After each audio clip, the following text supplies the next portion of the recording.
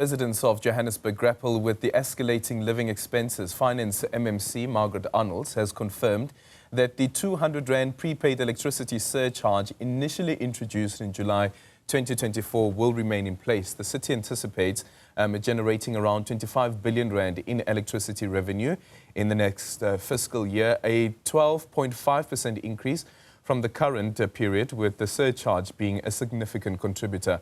However, advocacy groups like OUTA are calling for the surcharge to be scrapped, saying that it puts too much pressure on the poor as well as vulnerable households. The city is expected to meet today to discuss and vote on whether to approve the new budget. For more on this, let's now speak to the former City of Joburg Mayor, Councillor Kabelo Gwamanda, who is joining us live. A very good morning to you, Councillor. Thank you so much for making time for us this morning. As Al-Jamar, what's your reaction to the MMC announcing that the 200 Rand surcharge will remain in place and it will continue? Oh, thank you very much, and good morning to yourself, Eldrin, and as well as your viewers.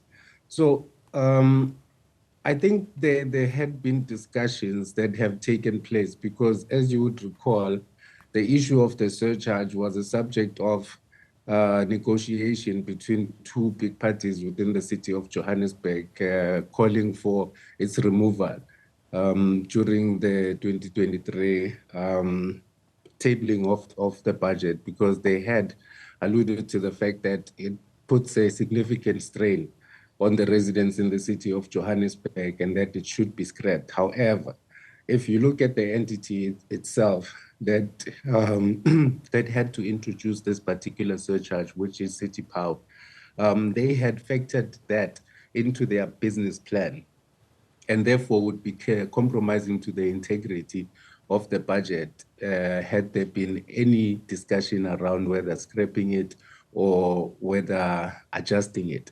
So it then becomes a technical and administrative process that needed to be undertaken over a period of time.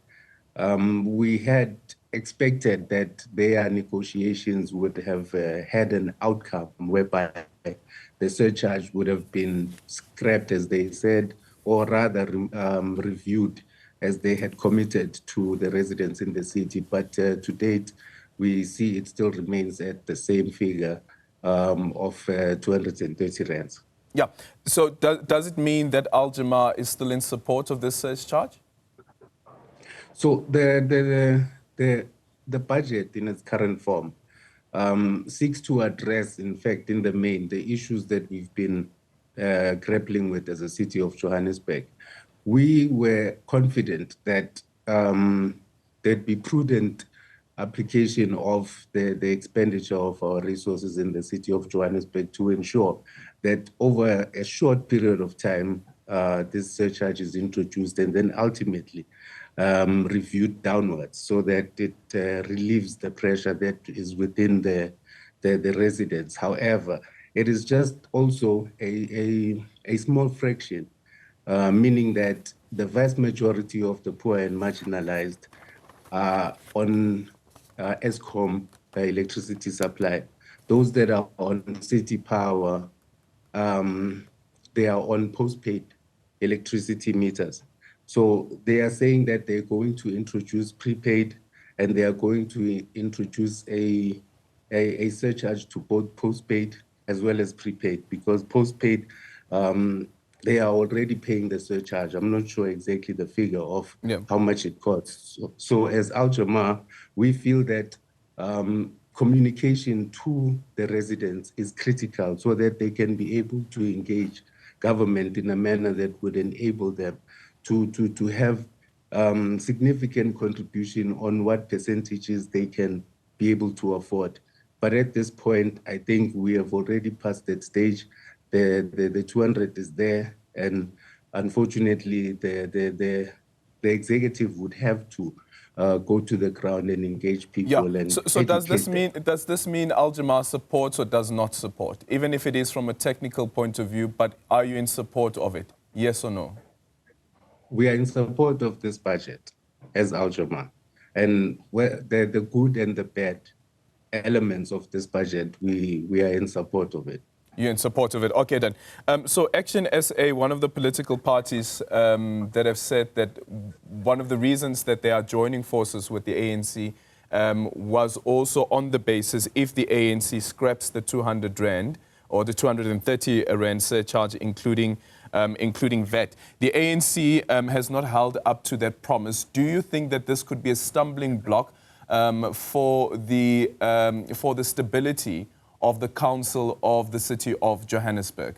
Because, as I said, that Action SA has said that we saw the adjustment budget, it was not scrapped, and they said it would be scrapped in the budget, but we're still going to find the surcharge. This means more strain or burden will be placed on residents to fund this budget. The issue of the ANC and Action SA, especially in the context of the city of Johannesburg, is you win, I lose kind of politics that they are playing at the expense of the residents. I had initially come out and indicated in 2023 that it was impossible at that point to scrap or review in any way the surcharge of 200 rands. However, because the Action SA had committed to supporting the African National Congress in electing an ANC mayor, it became appealing for them to inform Action SA that they would do it, understanding very well that it was very much impossible. And then now what is happening is actually the implications of, there are discussions as well as untruthful commitments that they've made to each other.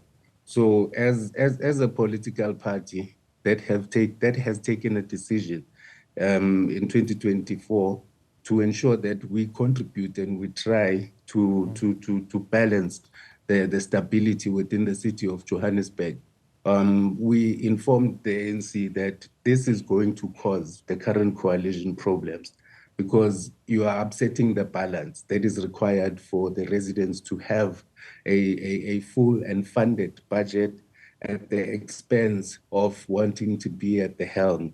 Fix this particular situation and let us approach this coalition government with integrity, because no one has an outright majority. And you have to be as transparent and as truthful as can be to all coalition partners that form part of this government of local unity. However, their modus operandi is their modus operandi, and the relationship that Action SA and ANC has is one that they will have to figure out, the two of them. Yeah. Finally, building up to the G20 Summit, part of the budget also speaks to that. What are your hopes and what do you wish to see before November comes, before that summit? Eldrin, I'm sure you'd remember that in 2023, we hosted the BRICS Summit in the city of Johannesburg under my administration. So the experience of hosting heads of states in the city of Johannesburg is there. The only issue that exists is how we then approach service delivery in a manner that will ensure that we do not get any form of disruptions, the same way that we successfully hosted the BRICS Summit. I don't know why they are making it seem as if the city of Johannesburg is incapable. I feel that I think maybe because even the president raised issues with the infrastructure in the city of Johannesburg, and though he raised it with your successor being in place, but all of that deterioration would have happened while you were the incumbent of the city of Johannesburg.